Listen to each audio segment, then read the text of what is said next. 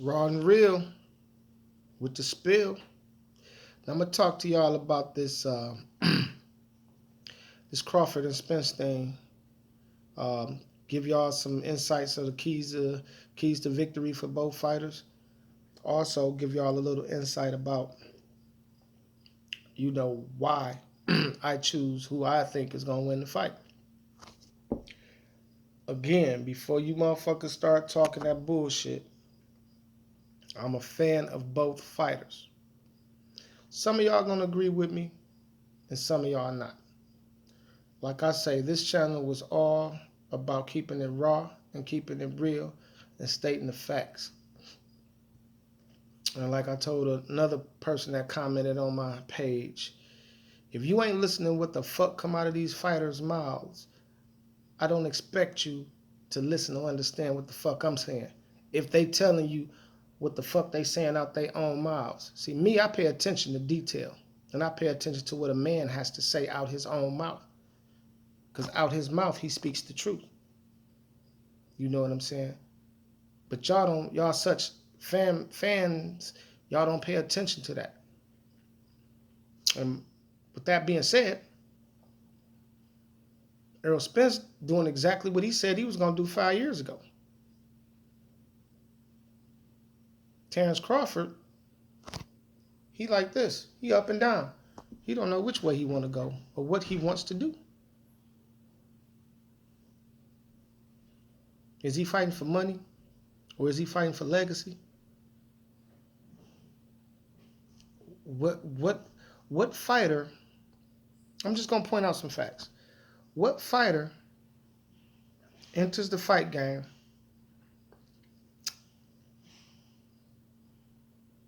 and got a chance to make history by being undisputed in 2 weight classes? That's why I say it's a legacy versus money thing. You're gonna make millions of dollars regardless, whether you get your asking price or not. You made less up until this point. Fighting Errol Spence is still gonna be the biggest payday you ever had in your career. So I'm trying to understand what is the motivation behind so much money you asking for. When you and I both know if you win the fight, you can ask for whatever you want. You the man with all the hardware. How can they deny you? But that same breath in Terrence Crawford wants to fight Charlo if the Errol Spence fight doesn't happen, which we all know that you're going to make less money still than fighting Errol Spence.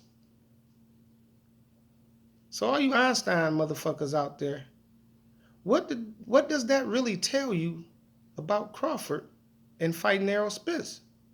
What would that say to you in your head? Because I know what it'll say to me, what it's been saying all this time. You really just don't want that smoke. So you're willing to go up, do a Canelo Beevil, go up and fight somebody in a bigger weight class and still lose, or you got a better chance to win, opposed to fighting somebody in your weight class and possibly get embarrassed or knocked out. This is all I'm saying, people. It's all called good old common sense. But you got to make it make sense for me to swallow that shit. It don't make sense. It don't make sense. Now, Terrence Crawford keys to victory is this. He got to hurt Earl early. And he has to. And I'm just saying, he has to get Earl out of there within the 5th round. He has to stop Earl early. He can't start late like he normally do and collect his data. He has to start early with fireworks. He has to shock Errol Spence early in order for Terence Crawford to pull off a victory. He has to shock him, hurt him, keep him buzzed until he get him up out of there. That's the only way, in my opinion, he's going to beat Errol. If Crawford don't stop Errol Spence within the first 5 rounds, after all that pressure that Errol is going to apply to Terence Crawford, he's not used to. He's not used to fighting at that pace. He's used to fighting fighters that lets him think in the ring, pick his shots. And we all know Terence Crawford and how he's built. You hit that motherfucker, he wants some get back. That's just his makeup. That's in his DNA. You hit me, I'm going to hit you back harder. Just like Shane Mosley. That's how Shane Mosley fight. But sometimes fighting a bigger, stronger guy, it doesn't suit you. And I figure like if he break out into a firefight with Spence, he's going to lose that war. And from my personal opinion, this is why I think he'll rather take that Charlo route. But see, because fighting Charlo is a thinker too. And he's orthodox. Have y'all ever noticed Terence Crawford? He uses his orthodox, his switch hitting shit. He uses it to bail him out of trouble. All the time. He uses it to bail himself out of trouble. Which many have to argue, how did you get in trouble in the first place? Now, just some fact checks. Terence Crawford do get hit a lot. He come from a smaller weight class. He's been rocked by Gamboa. He's been dropped by the Mean Machine. So these are some wrinkles in his game to where, for him to pull the fight out, he has to switch. He switches, and this is what it does to fighters. If fighters got you one way down packed, seeing what your bread and butter is, and then you switch, now it freezes the fighter like a deer in headlights. Now the fighter has to readjust to figure out what the fuck going on. But by the time the fighter figure out what's going on, normally that's when Crawford catches them with something they don't see and they get dropped. And once they get dropped, they in trouble, they buzzing, and now they can't defend from that other stance. Because now they're not used to seeing where the punches are coming from. And he ultimately gets the victory and gets the stoppage. That's what normally happens. Okay, that's what normally happens and how Terence Crawford pulls himself out of a lot of fights. Now, everybody talk about Errol Spence has no skill. Errol Spence this and that. He's one-dimensional and all this. But nobody ever says about Terence Crawford, like, why do you have to switch? But like I just said, that's what bails him out of trouble. Now, Errol Spence is a different kind of fighter. My thing, Errol is a Swiss Army knife. Everybody know what I'm going to use this analogy so some of you motherfuckers can understand. Errol Spence is a Swiss Army knife.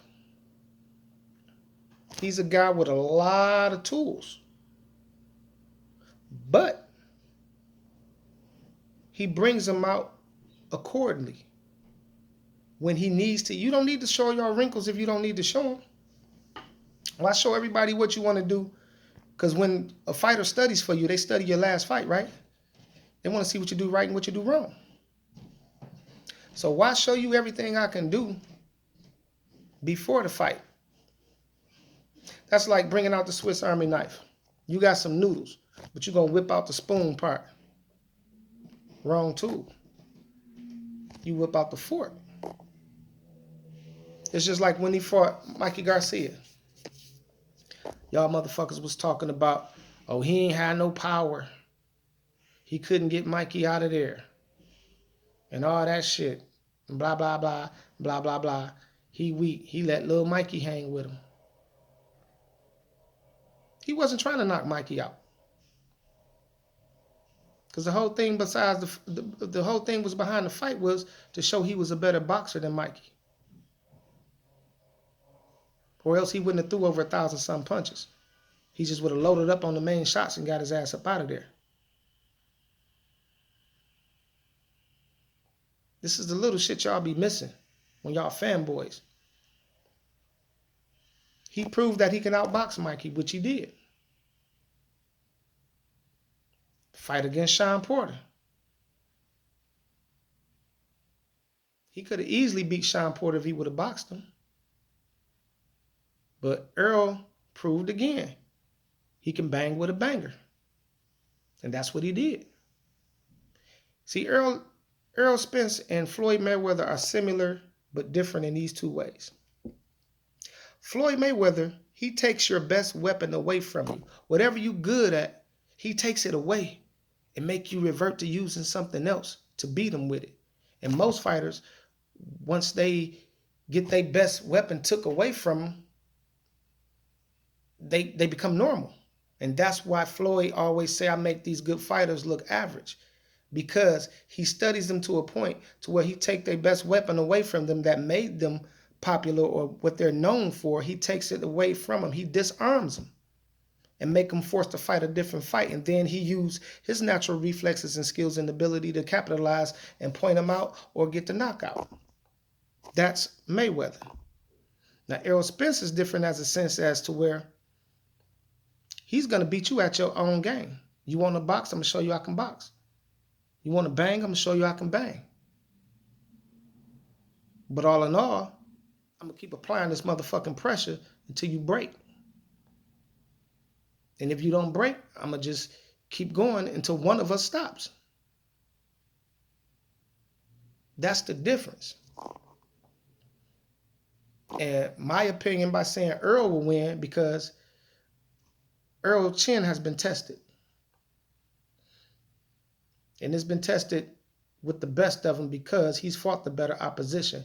Not only that, he took 2 clean shots from mouthpiece situations, flush, and still came back and dominated. So after seeing Crawford get wobbled by a lighter weight Gamboa and then dropped by a journeyman in the Mean Machine, it begs me to wonder, if he get hit by Earl, and that constant pressure from round 1 to 12, how long will Crawford be able to sustain that knowing his past chin and always getting caught with shots? Then we do the math and we know Earl punch output is crazy, right?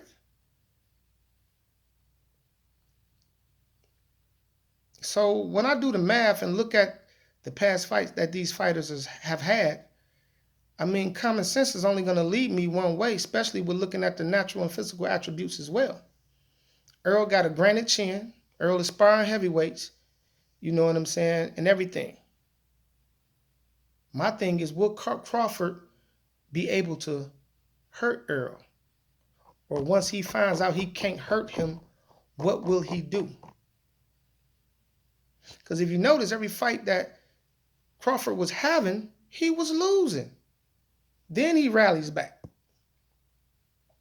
But personally, I don't think he'll be able to do that with Earl. Because Earl going to stay on the gas from round 1 to round 12. You forced to sink or swim with this nigga. And then about the switch hitting shit, that's one of the main reasons why he wants to fight Charlo. Because Charlo is an orthodox fighter. He'll have a better chance at beating Charlo because Charlo is going to give him time to think, switch, do all that shit. And he's not going to apply the pressure that Errol Spence is going to apply. Now this motherfucking Spence is breaking orbital bones before and after the accidents and the eye injury. That's what kills me when y'all motherfuckers say he ain't the same fighter. No, he better. You right. He ain't the same fighter. He more focused and more dangerous now. He ain't partying and drinking now. And motherfuckers in my comments talking about Danny Garcia. Why is you comparing a Danny Garcia fight when this motherfucker done told you he wasn't even 80% ready anyway off a layoff? And he still managed to beat Danny worse than anybody ever beat him without being off a layoff. He managed to beat him better than Sean. He managed to beat him better than Keith. Because both of those fights was close. They could have went either way. But a man come off damn near 2-year layoff, a car accident, and y'all still talking shit about he didn't look so good against Danny. When the shit should be reversed. Danny didn't look so good against him. Danny was still active. What the fuck? He lost a unanimous decision. Then he made that nigga go up in weight. Because he ain't want no more smoke at 147. So all you Arrow haters and shit, I don't understand. How can you hate a man that set out to do what the fuck he said he was going to do with and without the hiccups that happened in his life? He still collected all the belts, trying to get the last one.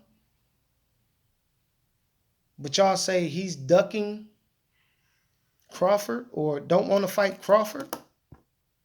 And he literally said 5 years ago he wanted to be undisputed at welterweight. I never heard Crawford say that shit.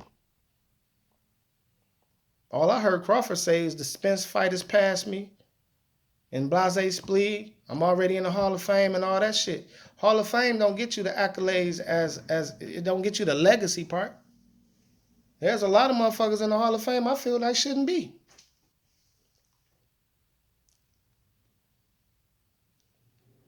But this storyline of Spence's is, it's like he did everything he said he was going to do, which he really could have took easier routes and tune-ups and shit, but he didn't. But y'all still find some shit to talk about this man. And I'm like, where and wow and why?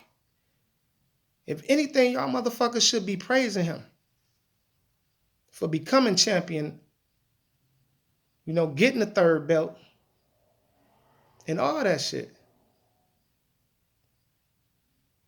Your boy Bud is the one holding up the fight. Because we knew 5 years ago what Spence wanted. We knew 5 years ago what Spence wanted to do, and he's done it. And y'all motherfuckers refuse to give him that last Infinity Stone. Because y'all want to hold out for the money. And my opinion is, Crawford don't work that work. Because I don't think he got that chin, and he know he ain't got that chin to stand that pressure. And that pace. Because it's a relentless pace. But that's how he trains. He trained for 12 rounds throwing punches. Only way Crawford to beat Spence is he got to stop him within 5. If it goes the distance, Spence gets stronger. We all know this. And I don't think Crawford can be on his bicycle for 12 rounds. You gonna catch something. And like I said, when you catch the Crawford mentality that you hit me, I'm gonna hit you back harder type shit, if he break out into a firefight with Spence, I think he'll lose. That's my personal opinion. That's my breakdown. Hey, raw and real. Keeping it real. Peace.